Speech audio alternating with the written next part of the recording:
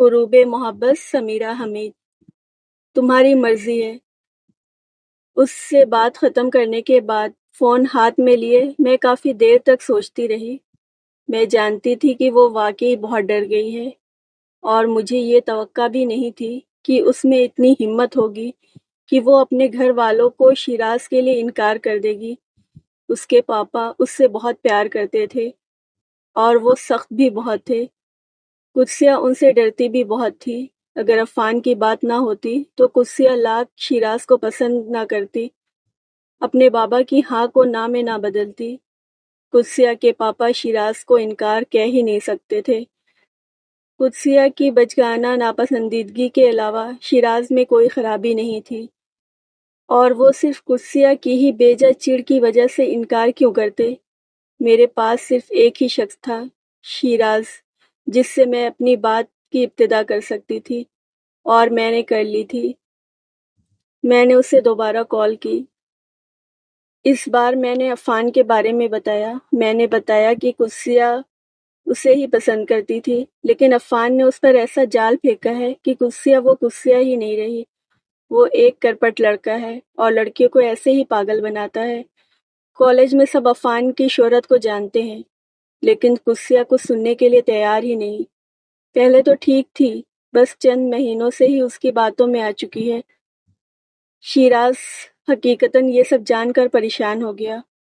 وہ شیراز کو انکار کر دیتی، لیکن وہ ایسے لڑکے کے ساتھ اپنی زندگی کو برباد کر لے گی۔ وہ یہ برداشت نہیں کر سکتا تھا۔ شیراز واقعی میں قدسیہ سے بہت محبت کرتا تھا۔ خود سے زیادہ اسے قدسیہ کی فکر تھی۔ پہلے میں نے سوچا اس کے گھر والوں کو بتا دوں، پھر سوچا آپ سے بات کی جائے۔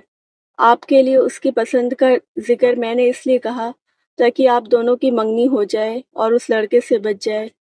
آپ جلد از جلد قدسیہ سے نکاح کر لیں۔ وہ گہری سوچ میں ڈوبا ہوں ہاں کرتا رہا۔ پھر میں نے قدسیہ کی ماما کو فون کیا، ان سے تفصیلی بات کی۔ کون ہے وہ لڑکا حوریہ؟ تم نے تو مجھے پریشان ہی کر دیا ہے۔ کسی دوسرے شہر سے پڑھنے کے لیے آیا ہے؟ قدسیہ میں تو اتنی سمجھ بوجھ ہی نہیں ہے کہ وہ لوگوں کی پرکھ سکے۔ اس نے اتنا بڑا فیصلہ کر لیا، وہ بھی ایسے لڑکے کے لیے۔ مجھے یقین نہیں آ رہا کہ میری قدسیہ… آنٹی میں نے قدسیہ کو بہت سمجھایا ہے، لیکن وہ میری ہی نہیں سنتی۔ شیراز اتنا اچھا لڑکا ہے، آپ جلد از جلد دونوں کا نکاح کر دیں۔ وہ یہ سن کر اور پریشان ہو گئی۔ میری تو سمجھ میں نہیں آ رہا ہے کہ میں کیا کروں۔ شیراز کے لیے تو قدسیہ مان ہی نہیں رہی۔ اس کے بابا شیراز کے لیے سمجھو ہاں ہی کر بیٹھے ہیں، لیکن قدسیہ سے زبردستی بھی نہیں کرنا چاہیے۔ یہ سب انہیں معلوم ہوا تو وہ بہت ناراض ہوں گے۔ تو آپ قدسیہ کی پسند سے اسے اس لڑکے کے ساتھ شادی کرنے دیں گے جسے کالج کے اچھے اسٹوڈنٹس پسند نہیں کرتے؟ اس کا تعلق کسی اور ہی سوسائٹی سے ہے۔ آئے دن اس کے متعلق افواہیں اڑتی ہیں۔ کبھی کبھی تو قدسیہ کی باتوں سے ایسا لگتا ہے کہ آنٹی اگر آپ لوگ نہیں بھی مانیں تو وہ اس لڑکے کے ساتھ کورٹ میرج کر لے گی۔ Court marriage? ان کے اوسان ہی خطا ہو گئے۔ کیا ایسا کہا تھا قدسیہ نے کبھی؟ جی کہا تھا، اس لیے تو سب آپ کو بتا رہی ہوں۔ وہ اتنا بڑا قدم اٹھائے گی؟ قدسیہ کے تیور ان دن بتا رہے تھے کہ بہت کچھ، جو وہ شیراز کے لیے انکار کر رہی تھی۔ ٹھیک ہے، ہمیں اس کی مرضی عزیز ہے، لیکن ایسا بھی نہیں کہ ہم اسے کنویں میں چھلانگ لگانے دیں۔ میں نہیں چاہتی خاندان میں کسی کے کانوں تک یہ خبر جائے۔ آپ راضی کریں قدسیہ کو شیراز کے لیے۔ کچھ کرنا ہی ہوگا۔ اس کے پاپا کو بہت مان ہے اس پر۔ قدسیہ نے کسی لڑکے کا ذکر تو نہیں کیا، ہاں اتنا کہا ہے کہ وہ اپنی پسند سے کرنا چاہتی ہے۔ میری بیٹی نے ایسے لڑکوں کو پسند کیا ہے؟ حوریہ تم نے بہت اچھا کیا مجھے بتا دیا، میرے تو آسان ہی بحال نہیں ہو رہے۔ یہ سب سن کر قدسیہ تو اس لڑکے سے چھپ چھپ کر ملتی تھی، کالج سے اکثر غائب رہتی ہے۔ قدسیہ کالج سے غائب رہتی ہے؟ ان کی آواز لرزنے لگی۔ خدایا، یہ لڑکی ہماری غیرت کے ساتھ کیا کرنے جا رہی ہے؟ اگلے دن قدسیہ کالج نہیں آئی۔ اس سے اگلے دن بھی عفان فکر مند ہو گیا تھا۔ تمہاری بھی بات نہیں ہوئی اس سے؟ وہ بلا وجہ بار بار مجھ سے پوچھ رہا تھا۔ آ جائے گی عفان، اس میں اتنا پریشان ہونے کی کیا بات ہے؟ کوئی وجہ ہوگی۔ پھر بھی وہ بے چین ہی رہا، بار بار اس کا نمبر ڈائل کرتا تھا جو کہ آف جا رہا تھا۔ تم اس کے گھر کیوں نہیں جاتی؟ ٹھیک ہے، میں شام میں چلی جاؤں گی۔ اور میں شام میں چلی گئی۔ آنٹی مجھے چپکے سے ڈرائنگ روم میں لے گئی۔ ان کی آنکھیں متورم تھیں، شاید وہ بہت رو رہی تھی۔ میں نے جیسے تیسے قدسیہ کے پاپا کو اس لڑکے کے بارے میں بتا دیا تھا۔ انہوں نے فوراً شیراز کے لیے ہاں کر دی۔ ٹھیک کیا انکل نے۔ قدسیہ کہاں ہے؟ اپنے کمرے میں ہے۔ بہت ہنگامہ کیا ہے اس نے۔ اس کے بابا خود بھی آفس نہیں جا رہے، سارا دن گھر میں ہی رہتے ہیں۔ اس کی شادی کی تیاری کر رہے ہیں۔ شادی؟ حیرت سے میرا منہ کھل گیا۔ ہاں حوریہ، کہتے ہیں غیرت سے بڑھ کر کچھ نہیں۔ اتنے پریشان رہتے ہیں آج کل، اتنی ناسمجھ ہو جائے گی قدسیہ۔ ان کے پاپا نے اس کی زبان درازی پر اسے تھپڑ بھی مارے۔ پیار سے سمجھایا بھی حوریہ، مناتے بھی رہے، لیکن وہ نہیں مان رہی ہے۔ وہ چاہتی ہے کہ ایک بار عفان سے مل لیا جائے۔ میں بھی یہی چاہتی ہوں۔ اس کے پاپا تو نام ہی نہیں سننا چاہتے، لیکن مجھے اپنی بچی پر بہت ترس آتا ہے۔ تم ایک بار مجھے اس لڑکے سے ملوا دو۔ میں جو اٹھ کر جانے کی تیاری کر رہی تھی وہیں بت بن گئی۔ اگر آپ ملنا چاہتی ہیں تو مل لیں۔ ابھی اس لڑکے کو معلوم نہیں ہے کہ قدسیہ کی شادی ہو رہی ہے۔ یہ معلوم ہو تو وہ کچھ ہی کر گزرے۔ اس کی فیملی زمیندار ہے اور وہ ذات کے معاملے میں بہت سخت ہے۔ کالج میں تو یہ افواہیں گردش کرتی ہیں کہ اس نے ایک دو خفیہ نکاح کر رکھے ہیں۔ یہ بھی سنا ہے کہ یہاں لاہور میں وہ اپنی کسی خفیہ بیوی کے پاس ہی رہتا ہے۔ شاید وہ قدسیہ کو بھی ایسی ہی بیوی بنا لے۔ ابھی آپ کو جانتا ہی نہیں نا، ہو سکتا ہے آپ کو جان کر وہ براہ راست کوئی نقصان پہنچائے۔ اس سے کچھ بعید نہیں، بہت امیر ہے، وہ کچھ بھی کر سکتا ہے۔ وہ بے چین سے انگلیاں چرخانے لگی۔ کیا ہو گیا ہے قدسیہ کو؟ اتنی بیوقوفی! ابھی ہیرا نے بھی ڈاکٹر بننا ہے۔ اگر قدسیہ نے یہ سب کیا تو باقی بھائی بہن کچھ بھی نہیں کر سکیں گے۔ ہم بہت پریشان ہو گئے ہیں قدسیہ کے لیے۔ تم کالج میں کسی کو پتہ نہ چلنے دینا کہ قدسیہ کی شادی ہو رہی ہے۔ ایسا ہی ہوگا۔ کیا آپ اس لڑکے سے ملیں گے؟ وہ میری طرف دیکھ کر رہ گئی۔ مل لیتی اگر اس لائق ہوتا تو۔ تم ملی؟ عفان نے مجھے رات ہی فون کیا۔ اس کا انداز بتا رہا تھا کہ اسے اس کی واپسی کی کتنی بے چینی ہے۔ ہاں، اس کے دادو کی طبیعت ٹھیک نہیں ہے، اس لیے وہ کالج نہیں آ رہی۔ موبائل اس کا پانی میں گر گیا تھا، خراب ہے، ایک دو دن میں کالج آ جائے گی۔ میں نے کہہ دیا تھا کہ تمہیں فارغ ہو کر فون کر لے۔ اس نے کہا کہ وہ ایک دو دن میں کالج آ جائے گی۔ اچھا، شاید وہ مجھے رات تک فون کر لے۔ مجھے ہائے کہہ کر اس نے فون بند کر دیا۔ وہ کوئی اور بات کرنے کے موڈ میں نہیں تھا۔ اس کے اندر کی بے قراری اس کے لہجے سے جھلک رہی تھی۔ میں بلا شبہ بجلی کے ان تاروں پر کھڑی تھی جس سے مجھے کبھی بھی کسی بھی وقت شوق لگ سکتا تھا۔ کچھ بھی ہو سکتا تھا۔ میں درمیان کے راستے میں چھپی ہوئی تھی، لیکن اگر کوئی کڑی سے کڑی ملانے والا کام کر لیتا تو عفان اور قدسیہ مجھ سے بے تحاشا نفرت کرنے لگتے۔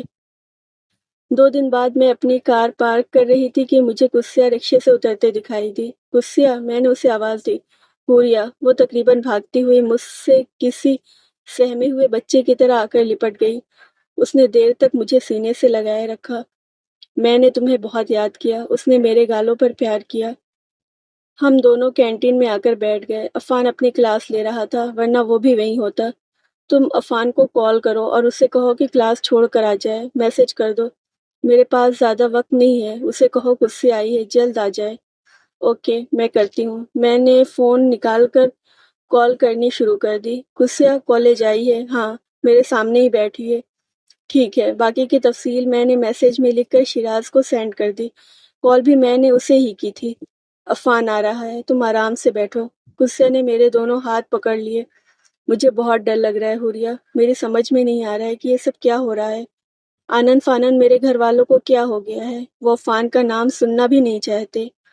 کہاں پاپا میری مرضی کے خلاف کچھ کرنا نہیں چاہتے تھے؟ کہاں اب وہ انہیں شیراز سے اچھا کوئی نظر ہی نہیں آ رہا؟ ماما پاپا کوئی بھی میری بات ہی نہیں سن رہے، الٹا پاپا نے مجھے مارا۔ عفان کا تو نام بھی سننا نہیں چاہتے، ایک بار بھی ملنا نہیں چاہتے۔ میری شادی کر رہے ہیں شیراز کے ساتھ۔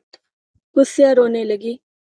میرا کالج ختم ہی سمجھو، موبائل چھین لیا ہے، گھر میں مجھ پر ایسے نظر رکھی جاتی ہے جیسے میں کوئی مجرم ہوں یا میں بہت بڑا جرم کرنے جا رہی ہوں۔ میری نگرانی کرتے ہیں سب۔ پاپا آج آفس گئے تو میں چھپ کر آ گئی۔ میں عفان کو لینے آئی ہوں۔ وہ ایک بار پاپا سے مل لے گا تو ان کے سب غلط فہمیاں دور ہو جائیں گی۔ میں عفان کے علاوہ کسی سے بھی شادی نہیں کروں گی۔ زہر کھلا دوں گی خود کو، مگر قدسیہ اس آواز نے قصیہ کا سارا خون نچوڑ ڈالا، جیسے وہ ایک دم سے خوفزدہ ہو گئی۔ دلیری سے زہر کھانے کی باتیں کرنے والی اس آواز پر سہم کر بت سی بن گئی۔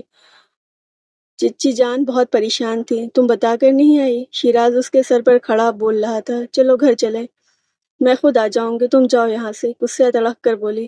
قصیہ، یہاں تماشا نہ بناؤ، گھر چل کر بات کرتے ہیں۔ چچی جان اور چچا جان آنے ہی والے ہوں گے، چلو میرے ساتھ، یہ تمہارا کالج ہے، اور چچا جان کے غصے کو تو تم جانتی ہو۔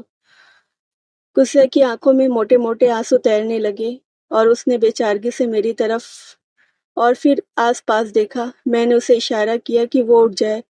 اس نے سر ہلا دیا، ساتھ ہی ایک اور اشارہ کر دیا کہ میں عفان کو فوراً اس کے پیچھے اس کے گھر بھیجوں۔ تم بھی عفان کے ساتھ آنا پلیز۔ اس نے شیراز سے نظر بچا کر میرے کان میں سرگوشی کی۔ ٹھیک ہے، تم فکر نہ کرو، میری تسلی کافی تھی اس کے لیے۔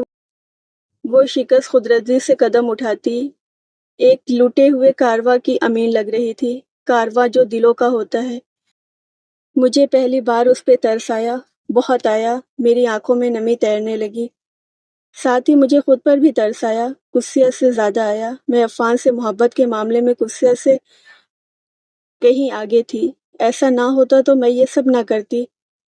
ایک دو بار اس نے پیچھے پلٹ کر دیکھا کہ شاید پیچھے کہیں عفان آن کھڑا ہو، لیکن پیچھے صرف میں تھی۔ اس کا انجام کالج کے گیٹ کے پاس اس کے پاپا اجلت میں اندر آتے دکھائی دیتے۔